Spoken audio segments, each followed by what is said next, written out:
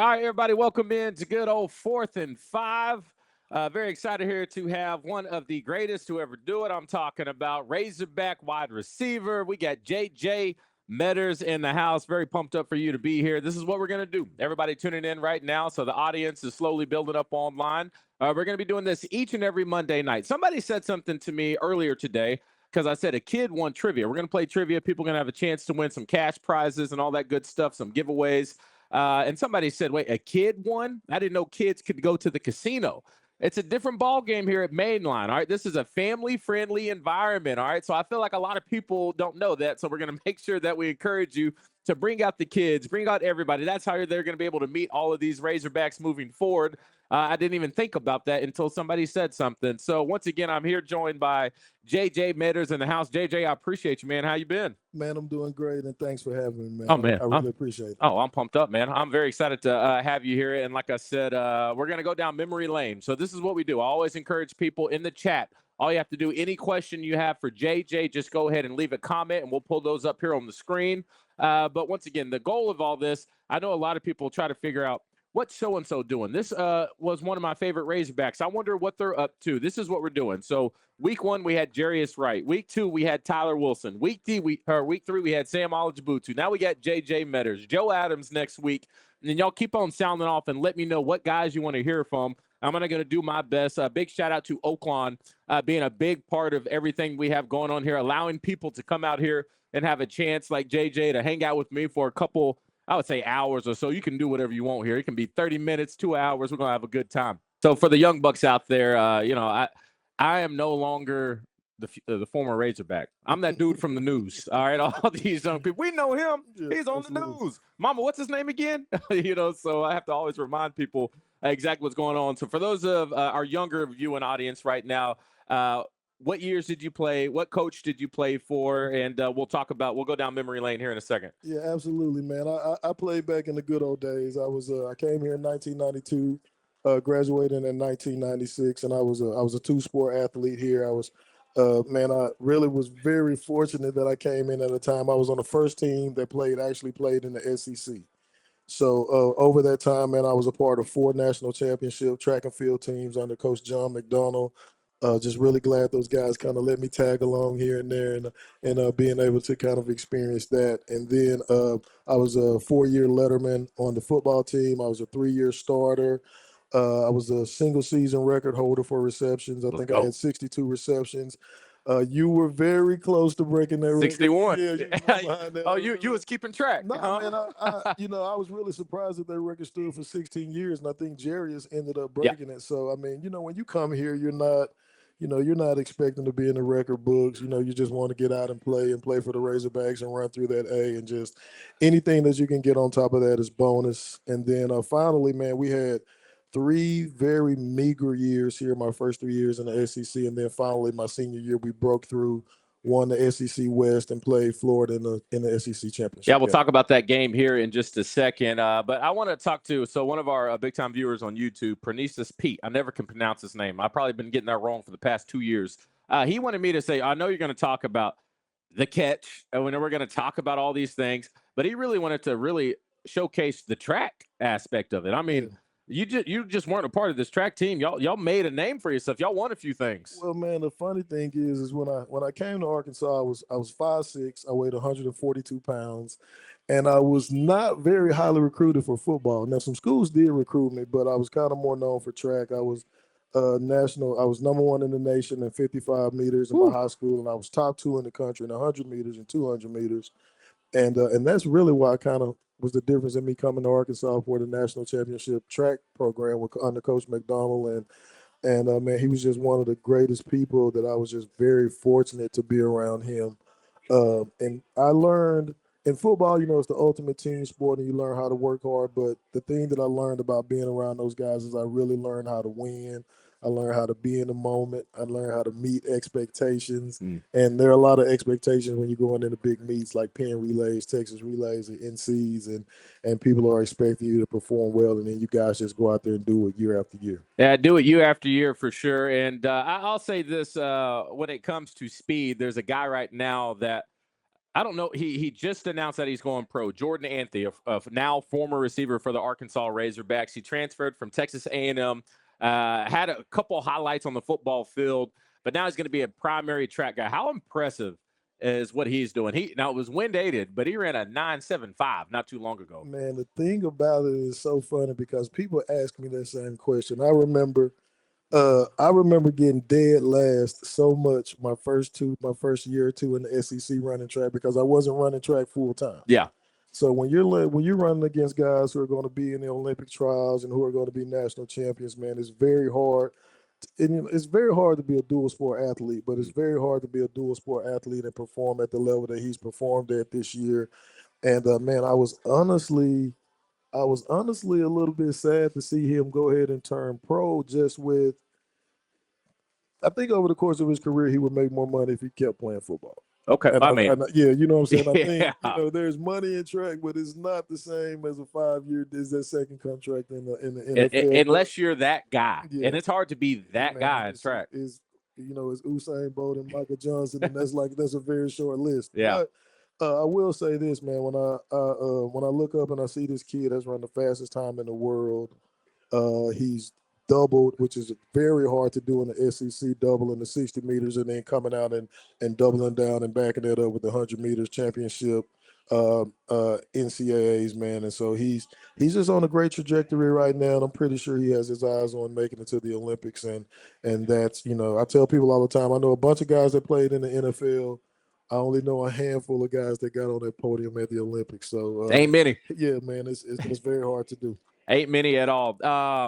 Let's go ahead and I usually watch film first. Actually, let's get into state of the program. It is now officially football season, in my opinion. Absolutely. Very, very tough outing for baseball. Good news, though, in baseball. Vahiva Aloy won the Golden Spikes Award, the number one, or the top players, the Heisman of college baseball. So shout out to him. Now, do I wish he turned 2 on that one play? Yes, but we're going to just talk about it. My bad. I didn't mean to bring it up, It's too soon. Sorry, Miss Donna. We got people that were in Omaha. Maybe we turn 2. We make it happen. Who knows? You still got to beat Kate Anderson the next day. They had so much lined up. So LSU did their thing.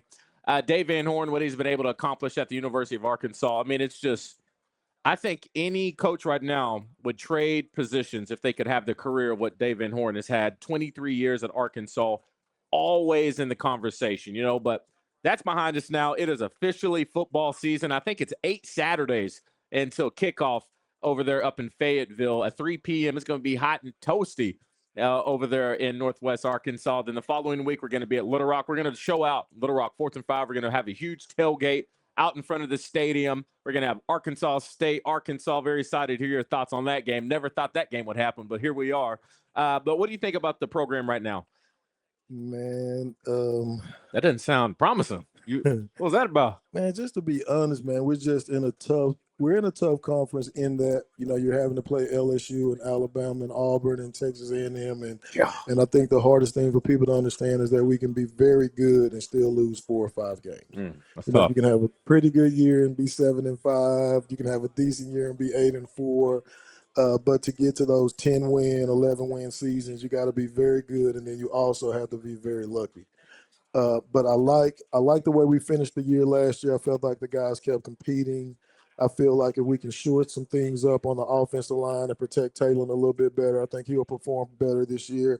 Also, second year under Petrino, and we know what Petrino does on the sideline, man. He has the ability to just dial some things up.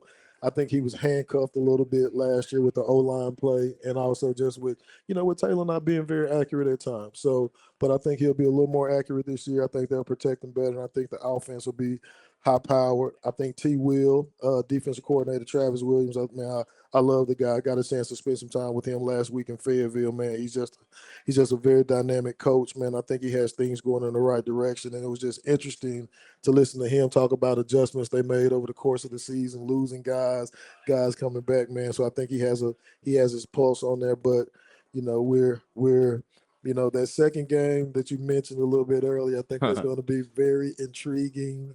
And it's almost a no-win situation for us playing Arkansas State. And I love it. Don't get me wrong. I think people know I'm in all over Arkansas dealing with a lot of high school kids and training. So I love the fact for football in Arkansas that they're going to play. I hate the fact for the Razorbacks because if we don't beat them by 50, it's a loss. So, it's just a tough position for our coach to be in, and considering that that's a non-conference game, and the reality of it that it really doesn't. There's mean a lot anything. of pressure on it too. But it's probably the biggest game he'll play, early season. All right, let's go ahead and take a trip down memory lane. All right, so I pulled up a few plays. I've been watching some film. All right, and JJ, you got some really cool tape out here. And for those of you who are not too familiar, you're about to learn something right now. Okay, so let's hop into this first one. I'm going to play a few. I'm going to run them back, and we're going to talk about a few things. But here goes JJ right here. You can see who y'all playing. South Carolina. Barry Lund is your quarterback. Yep. Nice little catch over the middle. Now we're going to run this back. All right, because my dude is a dynamic player. Who would you compare yourself to as far as, a player that you see nowadays?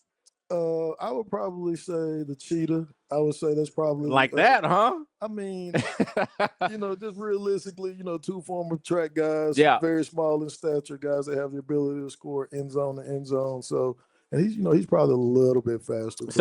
But I definitely think some probably in that mode. So you see JJ right here at the bottom of your screen. He's going to be running into a place which is called no man's land. All right. That's usually where I made my living. All right. I was in the middle and I was over there, head on a swivel, ready to get my head knocked off. Usually don't see someone of your stature in the middle, but that's where you ended up, right? And I'm going to tell you what makes this guy so special. So you get to this point right here. This should be at most guys that I've seen nowadays.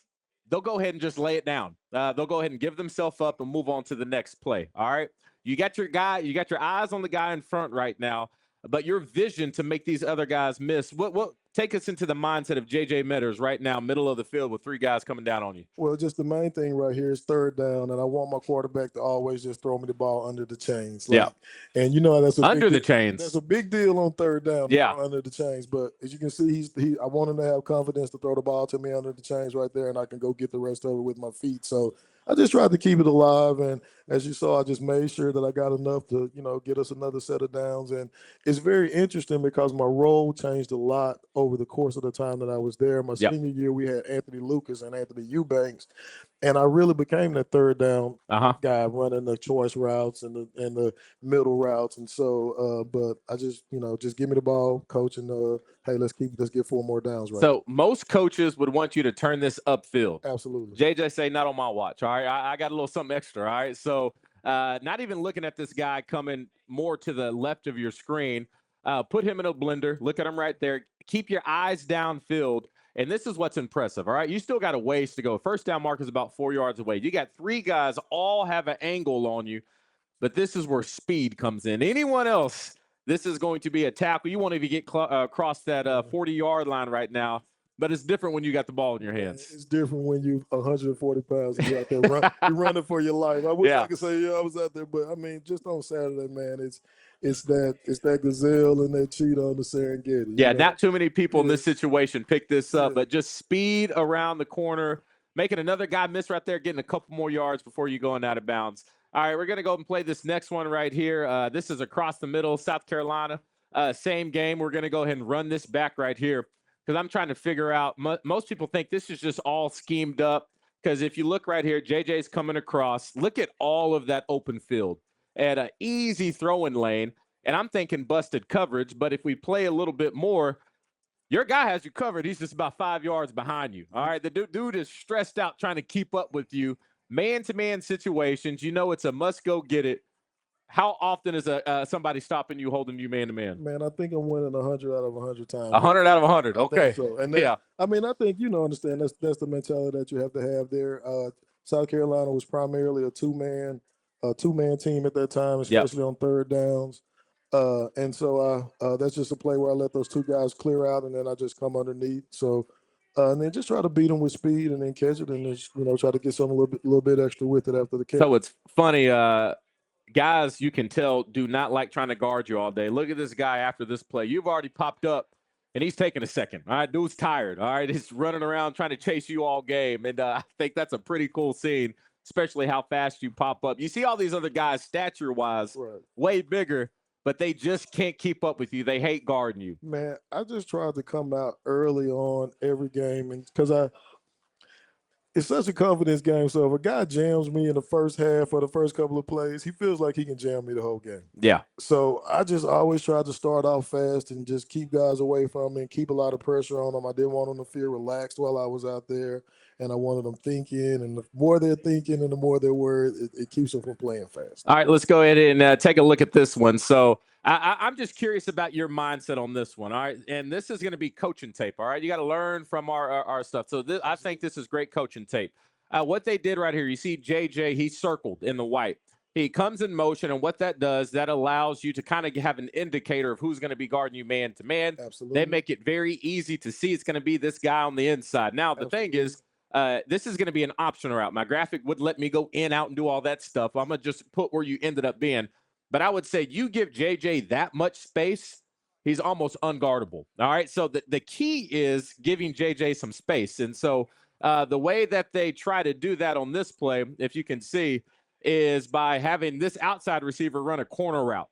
And this is where I like to try to teach young guys, even if the ball is not coming to you, finish your route, all right, because it opens up lanes for other people. Absolutely. You can see right here, as soon as he's done with the corner, he kind of stops, all right? Now, good thing about it is you created enough space, the ball comes out quick, but now you should have walked and danced in the end zone, no problem right here. But your guy, who was that on the outside running that corner? That's my guy, Anthony Eubanks, out there on the outside. Yeah, he tried to get your head taken off on this play. Yeah, he was supposed to clear, but I think he thought the ball was coming in here and he saw Barry throwing, so he was ready to sit down there, man. And the interesting thing about this play, this is the exact same play that we beat Alabama on. So it's we'll show it. It's the Z choice. But a couple of weeks later, we came back and we played Auburn, ran the same thing in a goal line situation, and the corner came off. Yep. Anthony ended up scoring a touchdown against Auburn early in that game. Awesome. So both people are big time options on this man, one. Yeah, it's a lot different. I remember being in the huddle my first 2 years, and you're playing SEC teams, and you don't have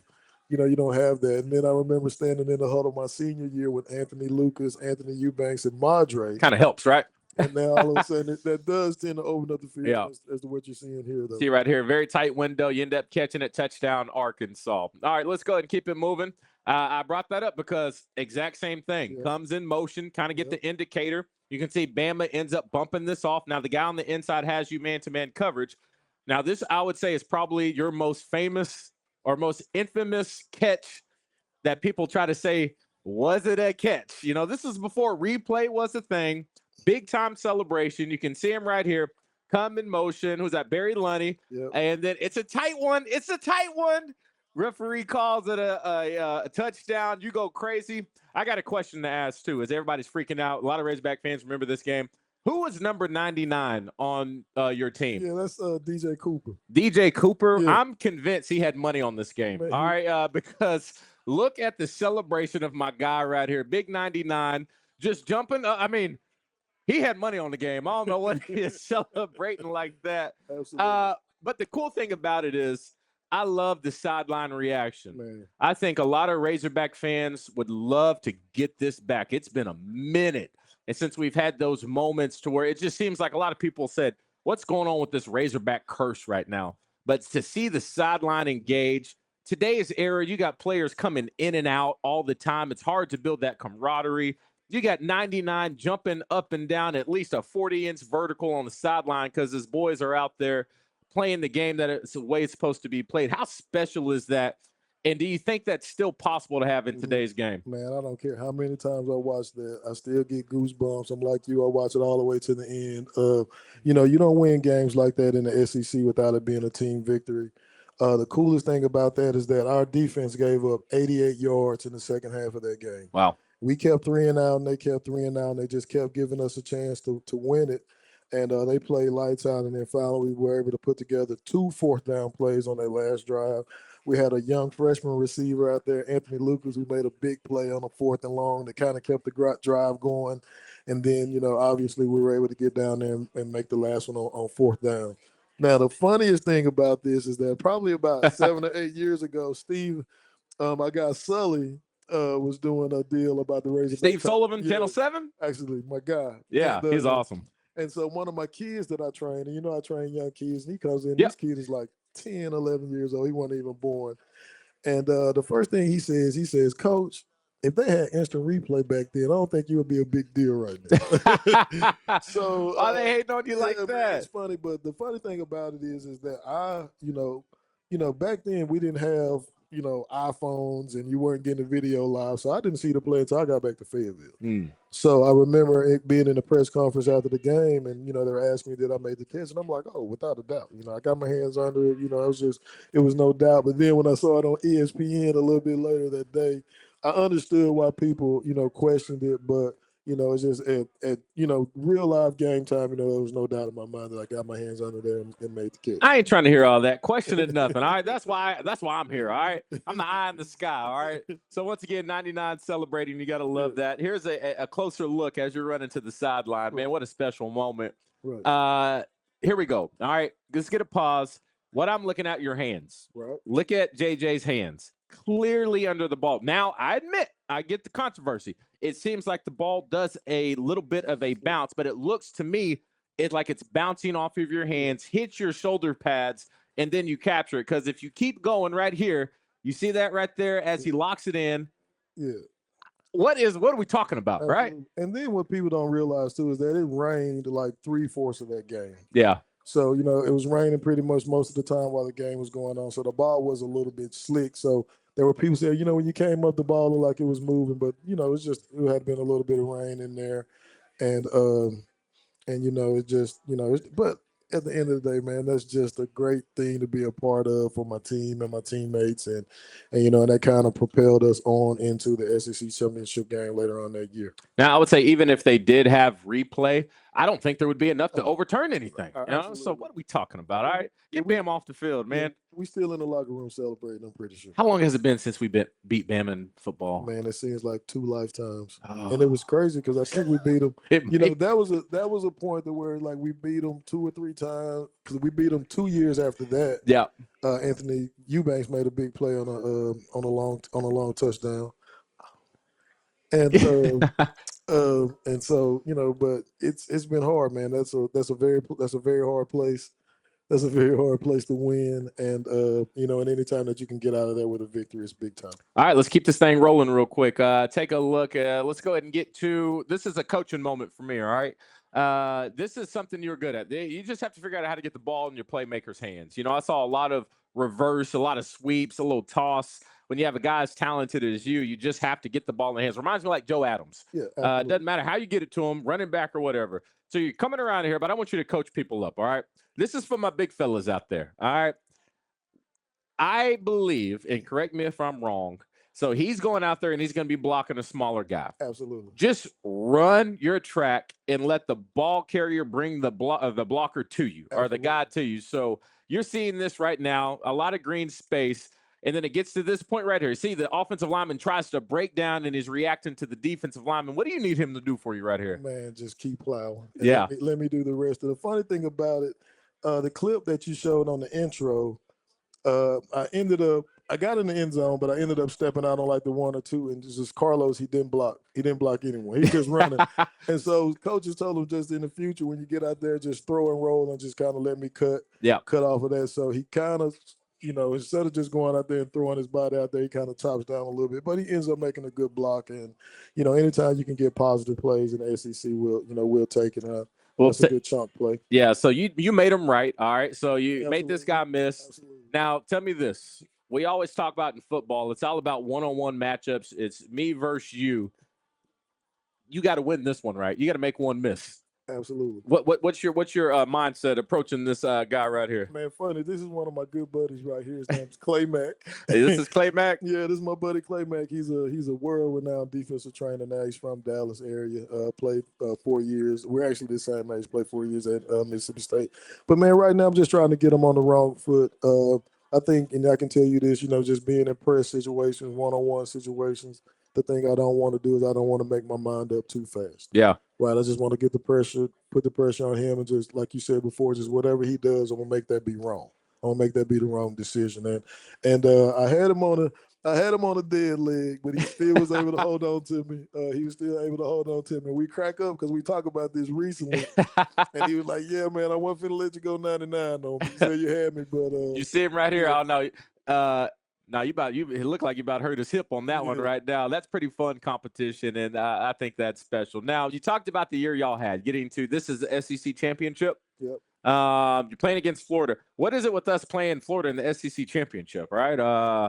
Man, for the longest, Tough. the only two teams that played in it really for the first 5-10 years was Alabama and Florida. Yeah. And so Florida was very dominant on the eastern side during that time, and then Alabama was just, you could almost pencil them in every year to be playing in the last game. So, man, it was just a big accomplishment to come out there and play a team of that caliber. You got the Heisman Trophy winners, their quarterback, Danny Warfel out there, and you had 4 or 5, NFL first round draft guys out there, and just to be playing the only game on TV at that time on ABC prime time. So it was very big for us, our families, and also just for the program. Having only been in the SEC, I think that was our 4th year in the league. Just a quick reminder before we get to this next clip. Any questions you have, go ahead and drop them in the chat. You can see we're going to go ahead and pop them up right here. We'll get to those here in just a little bit, and I got a few questions that people want to ask you right here. So, like I said, y'all stand by. We'll get to that here in a second. Y'all keep on leave in the comments, and we'll check them out in a little bit. But let's get back to this right here. This is one of my favorite clips of you. All right, and I know a lot of Razorback fans see it, some amazing things you've done. SEC championship. You come into Arkansas 5'8", 5'6". 5'6". Yeah. You 5'8" now? You grew 2 inches since then? Man, how's that work? When I came in, the height chart started at true story. Yeah. The height chart started at 5'9". Yeah.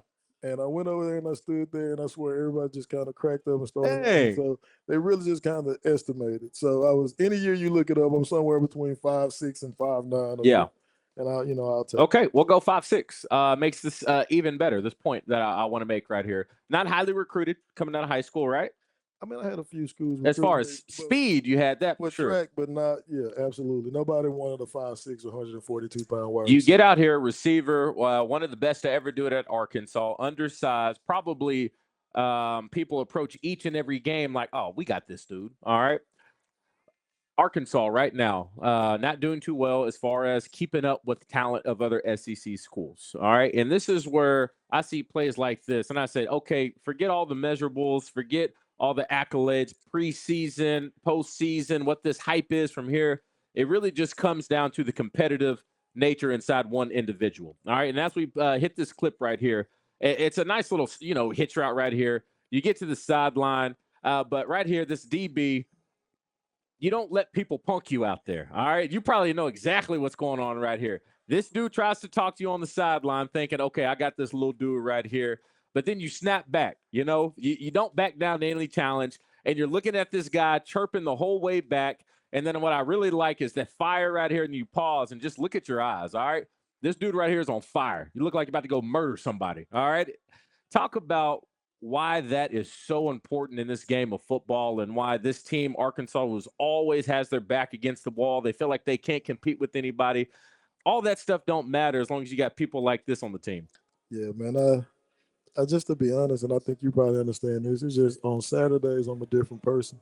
Yeah. I mean, and it's nothing more to it than that. I mean, you're in a different zone. I was cracking up. I was telling one of my buddies yesterday when I went out there and I saw the guy that was guarding me, I didn't like anything about him.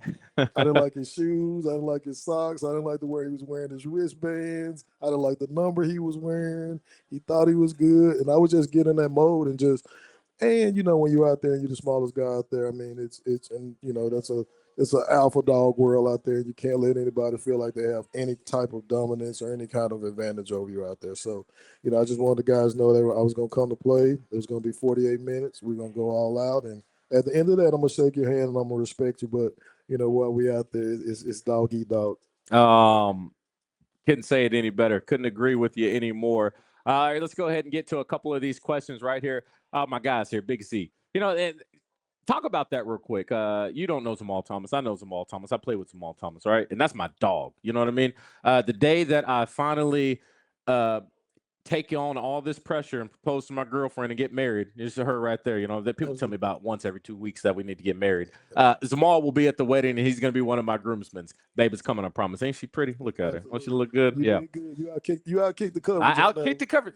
She never heard of that. She said, outkick the coverage. What's that mean? You making stuff up? I said, that's old school stuff, I guess, Exactly. Exactly. But like, I keep up with all of the guys I played with. How special is that? Same thing with you. It seems like you even keep up with guys you even beat on the field. Yeah. Absolutely, man. It's a brotherhood. I think you spend so much time with guys, and now with the transfer portal, you don't see that as much, and you don't see the continuity and the camaraderie as you mentioned before. But back then, most of those guys were just together for 5 years. We all lived in the athletic dorm. We basically grew up together. When I came to Arkansas, I was 17 years old. I hadn't even turned 18 yet. I turned like 18 the day before we played our first game here. So. When I look at guys like Anthony Lucas and Anthony Eubanks, and in that group, those are some of my closest friends. I've been to their weddings. I've seen their kids get born, and it's just a good fraternity to be a part of.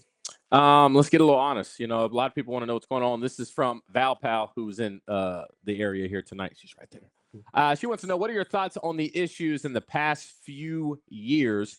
What do you think could help with the University of Arkansas? And this is kind of interesting because we went to a bowl game. Any other day, oh, great, Arkansas got to a bowl, but I still feel like they underperformed a little bit. Man, I would say the biggest issue with Arkansas football right now is not helping high school coaches develop the talent that we have here in state. And I think that's really where it starts. We don't have a Joe Adams, or we don't have a DJ Williams, we don't have a Darren McFadden, we don't have JJ Meadors. Well, I'm a Louisiana boy, but just in state fair. because when I came here, and my uncle played here in the 70s, he and Houston Nutt were actually teammates. I really didn't understand how the state and how people felt about the Razorbacks. I grew up LSU and Dallas Cowboys and all that stuff, but I had never been in a situation where it's just the team was the show. And so I think it helps when you have those guys, those in-state guys, and those guys are very good, and those are your core guys. Then that helps kind of elevate high school football in the state. And we hadn't had a draft, we hadn't had a class to where we had Joe, Childs, Greg's, just all of those guys that came in just all at once. We haven't had that. And so just doing a better job with just football across the state, those guys being ambassadors to the state. And when I say that, just really being in those high school programs, getting to know these kids young, man, we've lost some really big recruits over the last couple of years. And man, we are not a state to where you can have a top 10 recruit go somewhere else and play. And so I know what we need to do that, but at the same time, we need to do a better job of making sure those kids stay here regardless. Got to pay them. I hate to say it. I don't agree with it, but it is what it is. This is a landscape we're in. I didn't want to say it like that, but I mean, it is what it is. It's just, and because we don't necessarily agree with it, doesn't change the fact that it is what it is. Carius Kern, he's a big example. Offensive lineman from Dumas, big boy, and he is going to be a dude. He's at LSU right now. I've seen all of his offseason. He's benching like 400 plus pounds.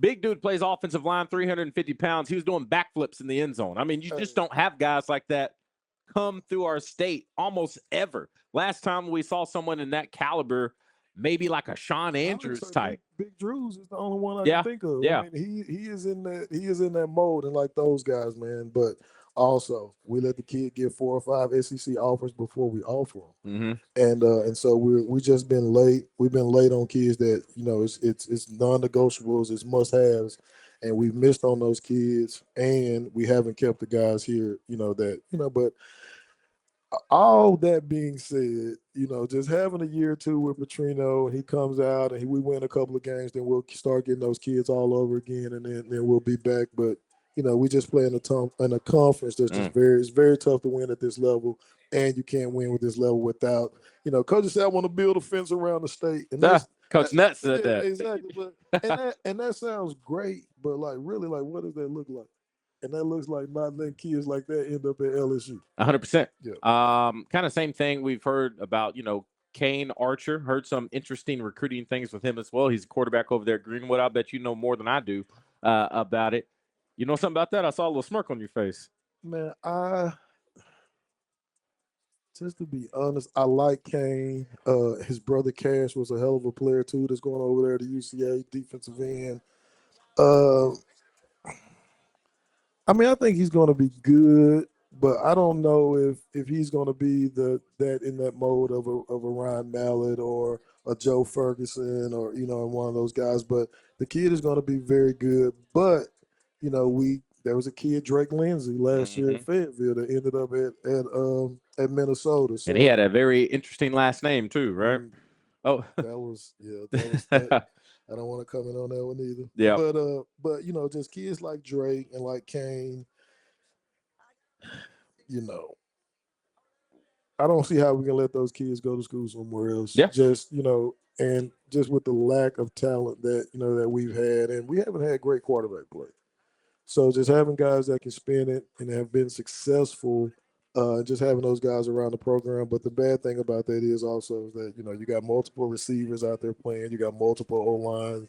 You can only have one quarterback out there at a time. So that just kind of makes that a little more you have to be. It's a little more of a chess game with quarterbacks when you consider who's there, who's coming, and the amount of playing time that you're going to get in 4 years to play 5. Now I'll go ahead and pull this up right there because this has something to do with it. Thoughts on NIL and transfer portal?